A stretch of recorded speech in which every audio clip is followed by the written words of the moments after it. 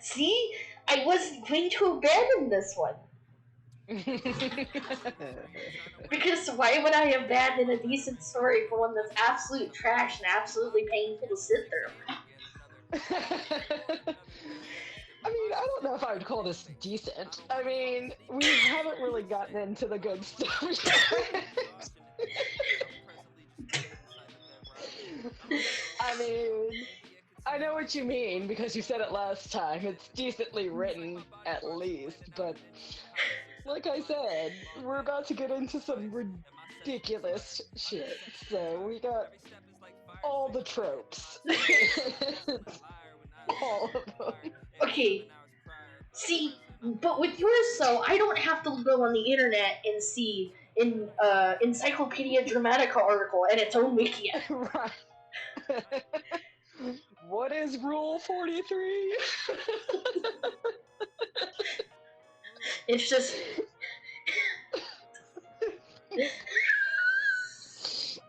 Alrighty, this is becoming a shit show. Alrighty, so...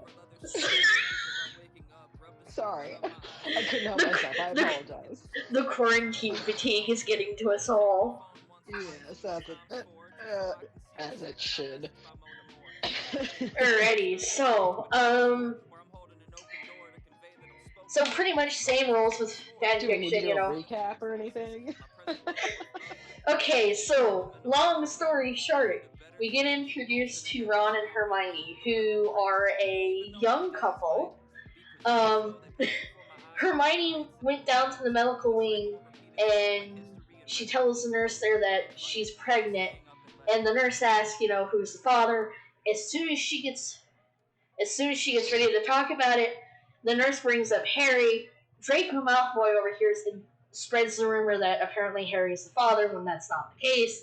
Ron and Harry fight, and then that devolves into their mom finding out about this whole nonsense. Chapter 4 is I thought we said we were on 6. Yeah, chapter 5, sorry. Okay. I'm a dyslexic Rex. So basically, same rules of fanfiction apply. I read a paragraph, you read a paragraph, popcorn reading, back and forth, until either one of us makes a snide comment and we both laugh or we both cringe. So, that will happen. Who wants to read first? I guess I'll start. Yeah. Okay, so chapter 5, The Oddities of Girls. Okay. Harry met up with Ron and Hermione in the Great Hall, where they were huddled together, whispering to each other scandalously. When Harry approached, they sprang apart and stuffed their mouths with food.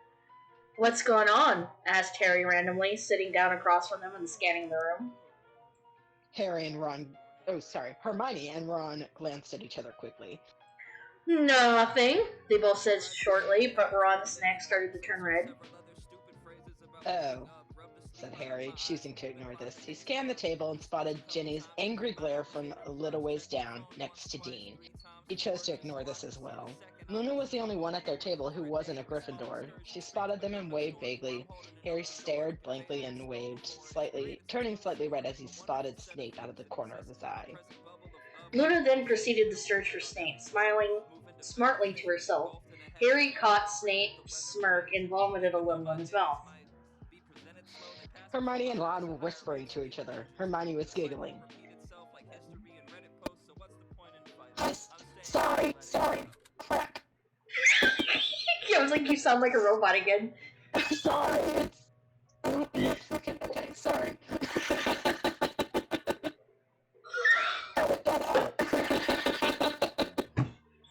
Or just... Harry, It makes it sound like she's talking through a tube.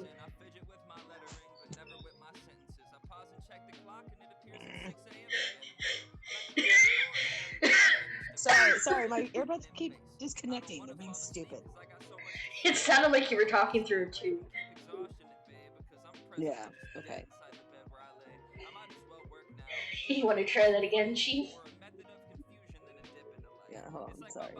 Sorry. I don't know why they keep disconnecting.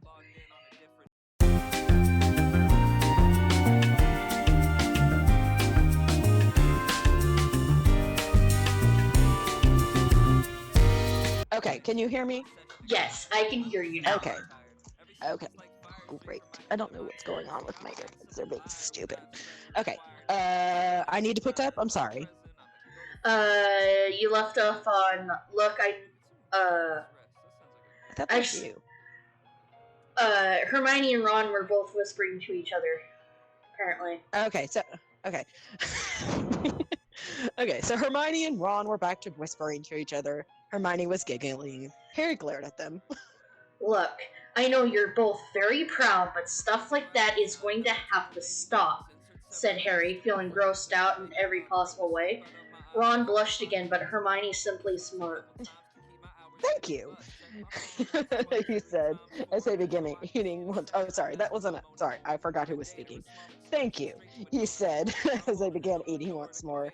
Though they didn't stop giving each other furtive, I guess, I don't know, looks and smiling to themselves proudly at random moments.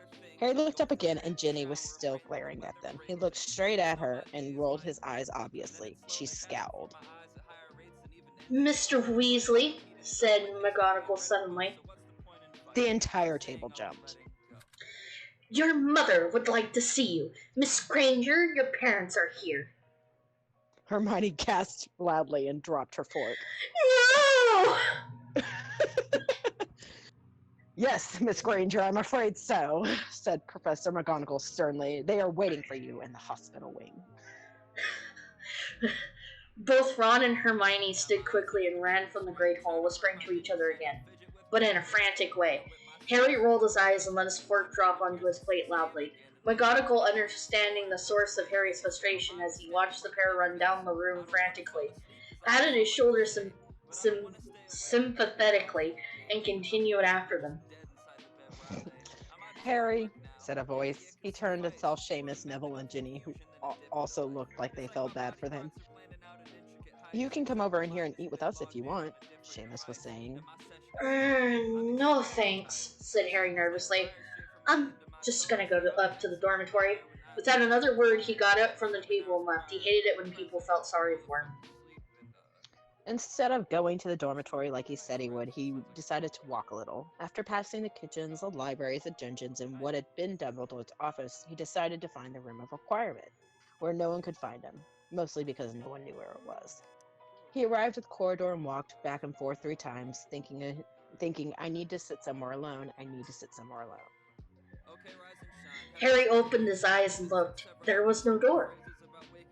What? He said aloud, not really meaning to. Harry? Harry looked down the corridor and spotted Neville, who was looking at him with an odd look on his face. Harry, I think you should come back to the dormitory, said Neville. Jenny and Luna aren't there, and they're going through Ron's stuff.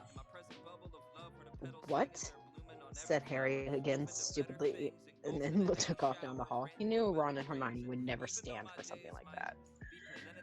Strange femur, said Harry to the fat lady, and pushed through the door, not waiting for an answer. Jenny! Luna! Shouted Harry as he stormed up the stairs, followed closely by Neville. You know what it sounds like? You know what he sounds like he's yelling at? What? You know when you walk... you know when you walk in and you see the cats doing what they're not supposed to be doing? Anytime I hear another name followed by Luna, I automatically think of my brother, because my brother has 3 cats. He has a cat named Ghost, a cat named Ashley, and a cat named Luna, but it's always Ashley and Luna get into trouble, so next door I'll hear him yell really loudly, Ashley! Luna! Luna, get off the table! That's what it sounds like to me. Okay, Neville, you little git, said Jenny, stuffing a black shirt into her back pocket hastily. I ought to hex you for that. Luna was on Seamus's bed with a red and pink book in one hand and her other arm extended over her other. Her leg was up in the air as well. She had a confused look on her face. Harry caught the words Kama Sutra on the side and blushed furiously, looking away as quickly as he could. Luna! Screeched Ginny. Where did you get that? Luna didn't look up from the book. She kept reading and pointed with the hand that had been up in the air at Ron's trunk. It says it's from Hermione, Luna trailed off. Yuck, said her Ginny, scowling and throwing things off Ron's bed. She sat on the very edge, looking sick. You shouldn't go through his stuff, Ginny. He's going to be furious, said Harry angrily. So whatever you took, put it back. What are you talking about? I didn't take anything, she said loftily. I saw you! You stuck something of his in your back pocket. Jenny? Luna? Ron came around the corner. He looked confused. What are you two doing in? Hey, Luna, put that away. Dear Ickle Ronnykins, sang Luna, may all your nights be very interesting. Love always from your... Ron snatched it away from her, beet red. Hermione, finished Luna, smiling vibrantly. What are you two doing? Going through my stuff, shouted Ron, still red in the face. Ron, said Hermione, walking to the door. What could you be possibly yelling, Luna? She stared at Luna, who was smirking. Ron! Screeched Hermione, recognizing the book. Why do you have that out? She blushed nearly as red as Ron. Sorry, I skipped ahead.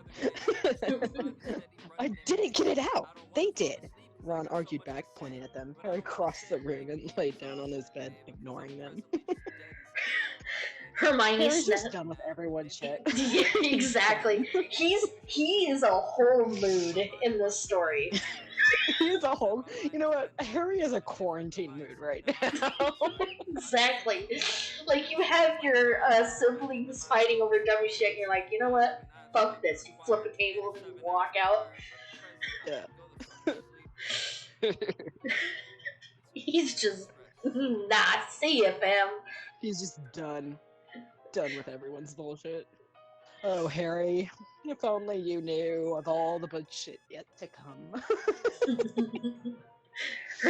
Hermione snatched the book out of Ron's hand and stuffed it into her back pocket. She glanced at Ron and Harry, then at Ginny. Ginny, do you think we could talk to Luna alone for a second?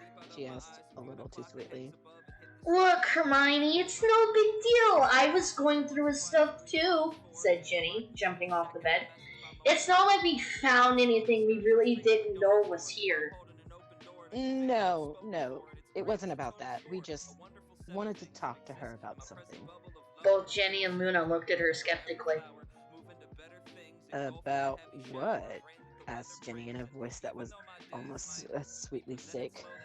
Oh, nothing, said Hermione, blushing a little bit as she said it.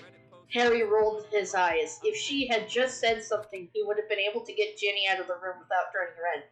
Ginny, of course, didn't miss it. I want to know what's going on, said Ginny with a powerful force in her voice. Well, I don't know if Luna...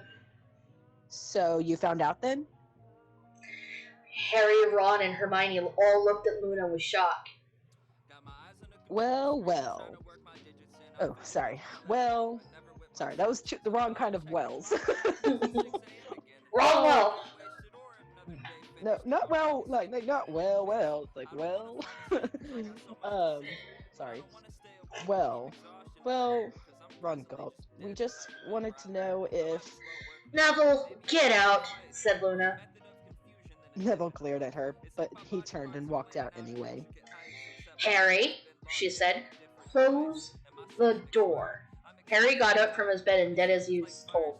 Afterwards, he felt so silly for doing what he was told. What? Ginny looked at all of them. What the bloody hell is going on? Language, Jenny, said Ron. She said something back to him that was very rude. Harry stared at her, a little surprised. So, I'm guessing that you know how it happened, asked Luna, looking around as if she didn't care what they were discussing. Well, yes, said Hermione. Seriously, what the bloody hell is going on? Luna's having an affair with Snape, said Harry. He looked rather surprised, having said these words out loud. Ginny glanced at him skeptically. She transferred her glance to Hermione, who looked away, then to Ron, who was staring at the floor, and finally to Luna, who was positively beaming. What? It's true, said Luna, picking up Harry's copy of Witch Broomstick from Harry's bed and reading it quietly, quite unalarmed. Holy brand new white wizard Gandalf, Luna! Ginny screeched. That's disgusting. Man, nice Lord of the Rings reference. Right? What? I'm sorry, you want to hit me again there, Chief? She sank down on the end of Ron's bed once more, shaking and looking pale. Luna, said Hermione quietly. How? When? Why? I mean, Snape? Luna shrugged. I don't know. It just happened, she said, still reading. No. Things like getting lost or being tripped happen. Things like affairs with Snape just don't happen. Luna gave her a calculating look. You cannot control the forces of love, Ginny. Luna, stated Harry, grossed out. Dean and Seamus, who walked through the door talking about Parvati Patil, interrupted Harry. They stopped when they all looked at Hermione, Ron, Luna, Harry, and Ginny, who were all sitting on the bed, looking sick to her stomach. Ginny, what's wrong? She got up from her bed and ran out the door, avoiding Dean. Ginny! He called. Couldn't help herself, huh? No. Could not help yourself. Jenny! Jenny! He called. He just go out. Oh my god. I'm like, I have years later, still a valid reference. Exactly. I had to do it to you. He didn't go after her. What's going on? He asked Harry. Oh Lord. Harry stared and didn't say anything. Well, said Hermione, Luna, smiling, I'm going to bed. Well, maybe. Ron turned purple. Hermione followed her, glancing at Ron with a worried look on her face. What was that all about? Harry shrugged. Ron sat on his bed with his arms around his knees, rocking slightly and muttering to himself. Ron, it's gonna be all right, said Harry, smiling in spite of himself. Ron pulled the curtains around his bed. Without another look at Dean or Seamus, Harry climbed into his own bed and pulled the curtains around him. Jenny! Jenny!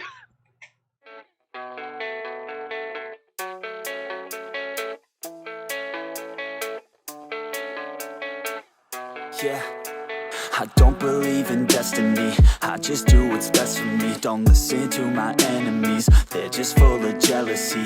Yeah, this legacy, you gon' see what's left of me. You gon' see success in me. You ain't seen the rest of me. I just wanna be the best at what I know, better than the rest, just watch me grow. Put me to the test and watch me go. This is my quest, I'ma make it known. They call me obsessive, oh I know. Call me selective with my notes. Call me aggressive with my flow. Call me offensive even though Joe, I ain't gonna lie, life's tough. Try to get by, life's rough. Try to do it right, it's not enough. Even though you try, you still mess up. But I'm still gonna fight for what I love. Still gonna die for what I love. Still gonna try, I won't give up. Still gonna fight until I've